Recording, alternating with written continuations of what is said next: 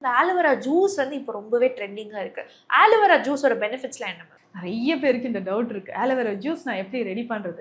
Daily குடிக்கலாமா? இல்ல யார் யார் குடிக்கலாம், குடிக்கக்கூடாது? ஸோ ஆலோவேரா ஜூஸ் அப்படின்னு சொல்றது, நம்ம சொன்ன மாதிரி இதை நல்லா வாஷ் பண்ணிடணும். ஸோ உள்ள அந்த பல்ப் இருக்கு இல்லைங்களா, நல்லா ஒரு 7 to 8 டைம்ஸ் வாஷ் பண்ணிட்டு, இது கூட வேற என்னென்னலாம் நம்ம சேர்க்கலாம். ஸோ லெமன் ஜூஸ் கொஞ்சம் சேர்த்துக்கலாம், மோர் சேர்த்துக்கலாம், இல்லைன்னா மின்ட் லீஃப், புதினா இலைகளை வந்து இதனோட சேர்த்து நம்ம குடிக்கலாம். ஸ்வீட் ஆட் பண்ணலாமா பண்ணக்கூடாதா அப்படின்னு நீங்க ஒரு டவுட் இருந்ததுன்னா கொஞ்சமா நாட்டு சர்க்கரை சேர்த்துக்கலாம். ரொம்ப கம்மியா, ஒரு 1/2 டீஸ்பூன். மிக்சியில் நல்லா அரைச்சிட்டு இதை அப்படியே குடிச்சிடணும். ஸோ இதை டெய்லி குடிக்கலாமா அப்படின்னு கேட்டிங்கன்னா ரெகுலராக கூட வேண்டாம். ஸோ இந்த கிளைமேட்டில் நம்ம அவாய்ட் பண்ணுறது பெஸ்ட்டாக இருக்கும். பட் சம்மர் ஸ்டார்ட் ஆகுது பார்த்தீங்களா, ஸோ அந்த ஆஃப்டர் ஜனவரிக்கு அப்புறம் நம்ம இது எப்படி குடிக்கலாம் அப்படின்னா, ஒரு 10 டேஸ் ரெகுலராக எடுத்துட்டு அதுக்கப்புறம் ஒரு 10 to 15 டேஸ் கேப் விட்டுலாம், திரும்ப 10 டேஸ் எடுக்கலாம். யாரெல்லாம் இந்த ஆலோவேரா ஜூஸ் குடிக்கலாம் அப்படின்னா, வயிற்றுல வந்து நிறைய பேருக்கு ஸ்டொமக் அல்சர், கேஸ்ட்ரைட்டிஸ் இருக்கும்.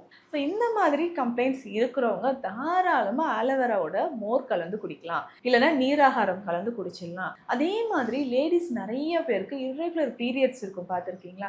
ஸோ எனக்கு வந்து இந்த பிசிஓடி ப்ராப்ளம் இருக்குது, இர்ரெகுலர் பீரியட்ஸ், ஒயிட் டிஸ்சார்ஜ் இருக்குது அப்படின்னு சொன்னால் அவங்களும் இந்த ஆலோவேரா ஜூஸ் நான் சொன்ன மாதிரி மோரோடு கலந்து ஒரு 10 டேஸ் ரெகுலராக குடிச்சிட்டு வரலாம்.